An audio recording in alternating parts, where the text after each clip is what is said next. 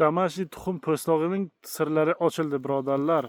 Suyaklar, bo'g'imlardagi muammolarga juda yaxshi yordam berar ekan. Damashniy tuxum po'stlog'i 90-95% ga kalsiy karbonatdan iborat ekan, birodarlar. Agar sizda osteoporoz bo'lsa, suyak yemirilish bo'lsa, bo'g'imlaringizda, suyaklaringizda mo'rtlashish bo'lsa, tishlaringizda og'riqlar, tish to'kilayotgan bo'lsa, mana shu damashniy tovuq tuxumi po'stlog'i, birodarlar, juda yaxshi yordam beradi. Kalsiyga boy. 90-95% kalsiy karbonatdan iborat ekan. U sharoitda bepul maslahat do'stlaringizga jo'natib qo'ying, birodarlar. Buni 5 ta 6 ta donasini po'stlog'ini suvga 5 minut qaynatasiz. Qaynagan suvga 5 minut qaynatib, oftobga quritib, yaxshilab maydalaysiz kofemolkada. 1 choy qoshiqini 1 choy qoshiq asalga aralashtirib, ertalab kechqurun iste'mol qilasiz.